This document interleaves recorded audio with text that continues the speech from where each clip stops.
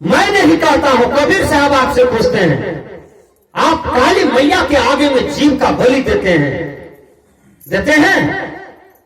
प्राय हिंदू समाज में लोग बलि चढ़ाते हैं, बलि ही देना चाहते हैं। तो रावण जैसा भक्त बन जाइए ना आप। रावण अपना ही सिर को चढ़ाता था महादेव जी के पास में। हाथ उठाइए एक भी आदमी कि हम कल अपना सिर को काटेंगे। आप बकरी के सिर क्यों काटते हैं? मुर्गा मुर्गी का सिर क्यों काटते हैं? कबूतर का सिर क्यों काटते हैं? किस वेद शास्त्र कुरान में लिखा हुआ है, बाइबल में लिखा हुआ है, किस महापुरुष ने आपको हुक्म दिया जीव को बलि चढ़ाने के लिए? और काली माता के आगे में आप बलि चढ़ाते हैं जीव जंतु का।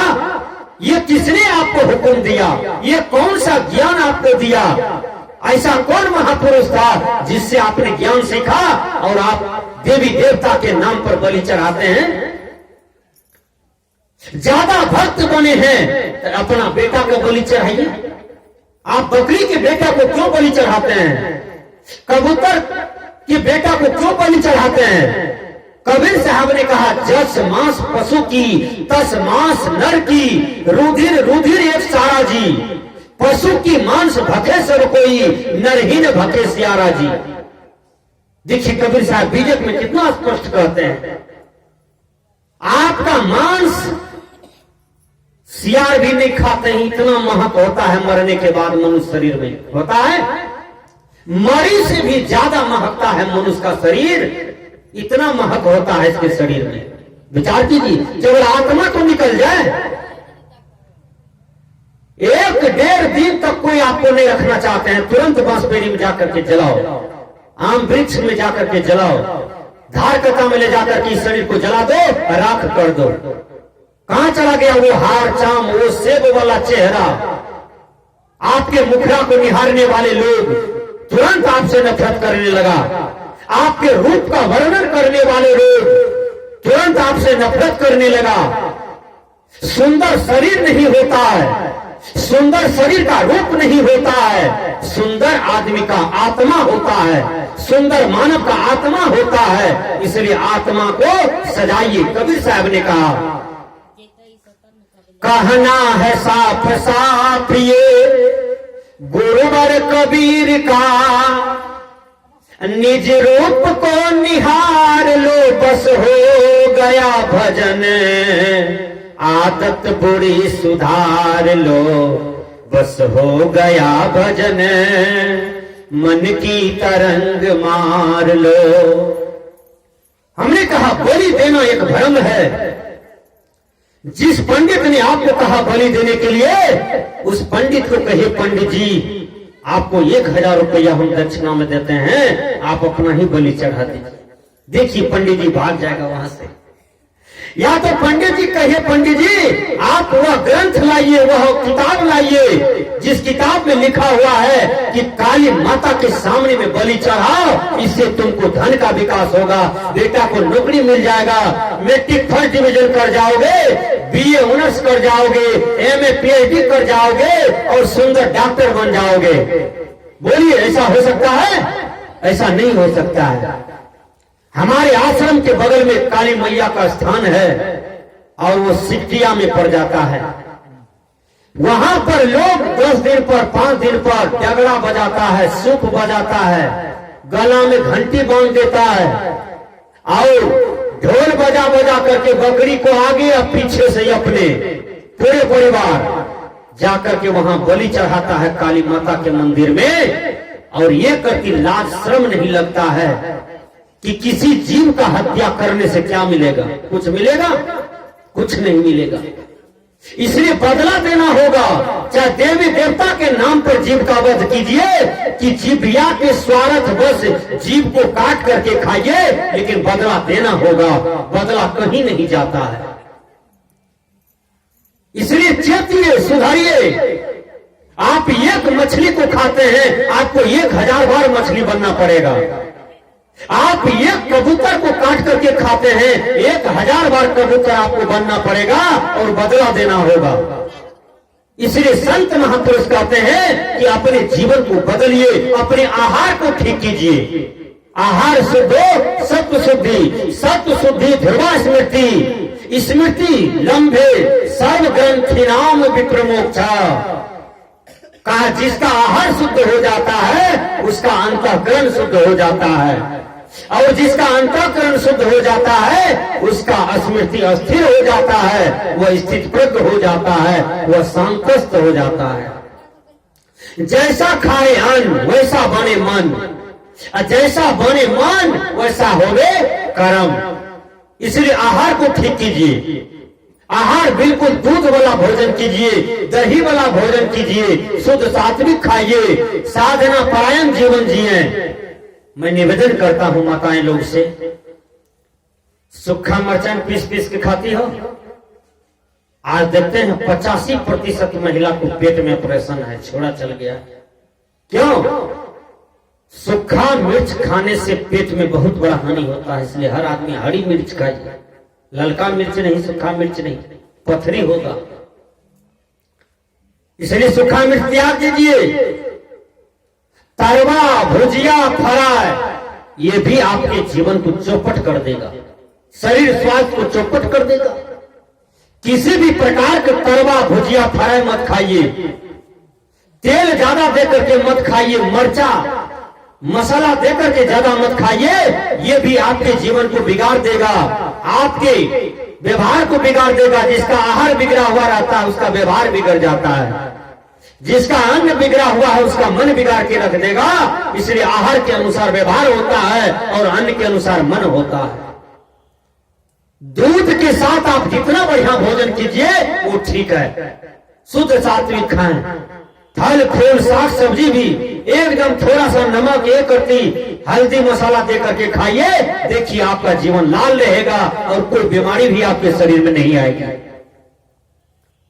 सात्विक भोजन में वैज्ञानिक भी कहा कि जो शुद्ध सात्विक जीवन जीता है, वैष्णव वाला जीवन जीता है, उसका आयु लंबा होता है और उसका चिंतन, स्मरण, ब्रह्मचर्य शक्ति सबसे श्रेष्ठ होता है। विचार कीजिए, जब रावण का एक योद्धा मारा चला गया तो रावण जाता है कुंभकर्ण को जगाने के लिए। ठीक से सुनिए, आज भी हमारे समाज में कुंभकर्ण है जो बहुत सोते हैं, काम नहीं करते हैं, सबके गला का घेट बन के बैठे हैं।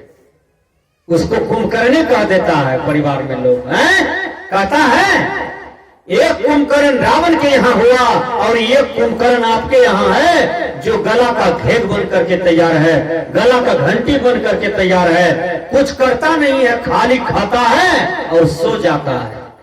विचार कीजिए, वो भी तो एक कुंभकर्ण है। ठीक रावण के दरबार में वही कुंभकर्ण था। जब लंका में सब मारा चला गया तब रावण ने कुंभकर्ण को जगाया। कुंभकर्ण जब जगता है तो कुंभकर्ण कहता है भैया क्या बात है? कहा बात यही है कि वनवासी राम जो है ना, सबको मार मार करके धराशाही कर दिया। कहा कौन चीज का लड़ाई है भैया? का लड़ाई है हम सीता को अपहरण करके लाए हैं। कहा भैया आप गलती किए, पर नारी पैनी छोड़ी मत लागो कोई अंग। रावण के 10 सिर गए पर नारी के संग। जो पर नारी का चिंतन करेंगे, पर नारी को गलत दृष्टि से देखेंगे, दूसरे के बहन बेटी के साथ छेड़खानी वाला व्यवहार करेंगे, तो समझिए कि उसका पतन का समय आ गया है। इसलिए कि जैसा अपना घर में बहन है, मां है, बेटी है, उसी प्रकार सबके घर में है। और सबके घर में जो मां बहन बेटी है तो समझिए कि वो हमारा ही मां बहन है। यह दृष्टि अपने अंदर में रखिए। सबके घर में बाप है, भाई है, बेटा है।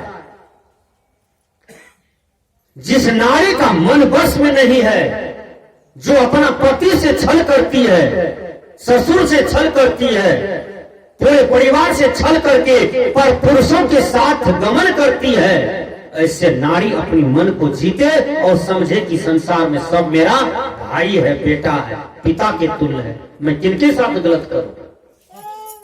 यह दृष्टि होनी चाहिए। दूसरे की संपत्ति को मिट्टी के ढेले के समान देखिए और दूसरे नारी को माता की दृष्टि से देखिए। आपका इंद्रियां जो है अस्थिर हो जाएगा, मन काबू में हो जाएगा, आपका जीवन सर्वोच्च शिखर पर पहुंच जाएगा। सबके लिए हो, केवल ब्रह्मचारी के लिए नहीं, केवल साधु के लिए नहीं, सबके लिए हो। यह देश में स्वर्ग हो जाएगा, यह विश्व में स्वर्ग हो जाएगा। कोई किसी की वस्तु को बिन पूछे न ले, न छुए। अमेरिका में एक आदमी का 1 करोड़ का बैग, 1 करोड़ रुपया था बैग था, उसमें नाम एड्रेस सब था, गिर गया रिक्शा पर से। रिक्शा पर से गिरा, जितने भी अमेरिकन लोग था बगल से आ रहा था, जा रहा था, कोई उस बैग को नहीं उठाया।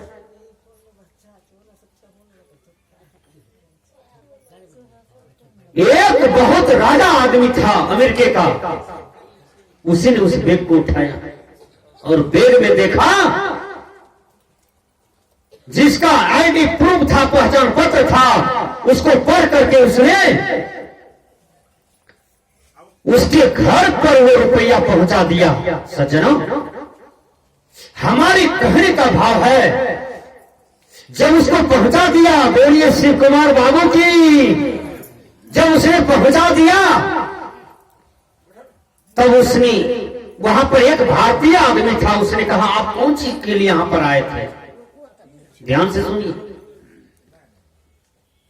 उसने कहा मुझे एक बैग मिला, उसमें 1 करोड़ रुपया था। कहा बैग कहां पर मिला? कहा बैग मिला हमको। कहां पर? कहा बैग हमको मिला राह में, रास्ते में। कहा रास्ते में मिला? कहा हाँ।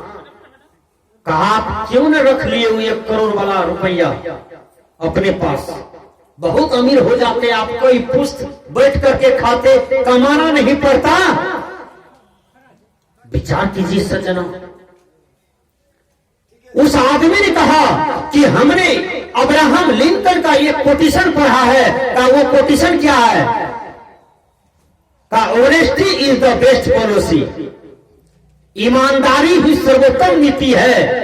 यदि किसी का धन है तो उनका धन है, उसमें मेरा कोई अधिकार नहीं है।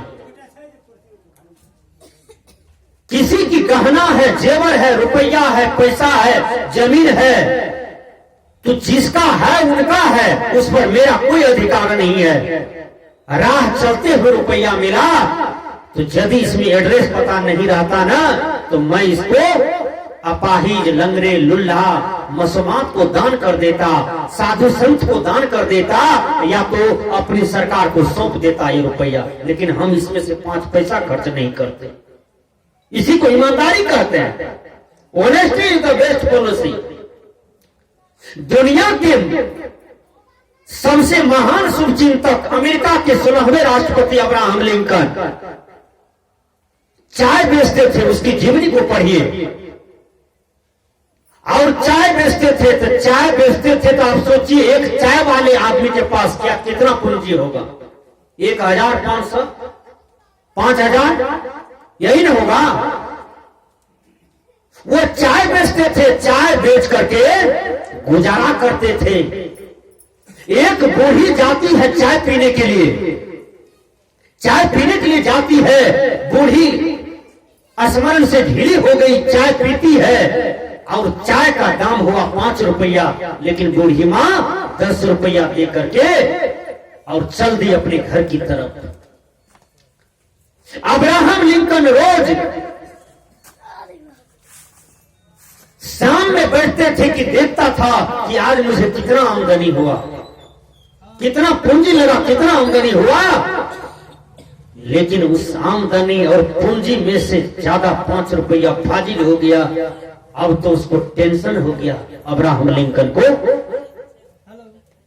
अब्राहम लिंकन कहते हैं कि ये 5 रुपया जो है ये किनका है? ये तो न आमदनी वाला है, न तो पूंजी वाला है। अब्राहम लिंकन भूल गया।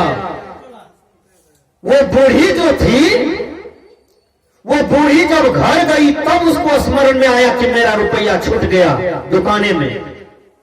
अब लिंकन जी याद करते करते, स्मरण करते करते तब याद आया कि बूढ़ी माँ चाय पी थी और 10 रुपया दिया, दुकान में भीड़ थी, मैंने रुपया नहीं लौटाया और वो भी स्मरण से ढीला हो गई, वो भी घर चल गई, हम भी धंधे में लग गए।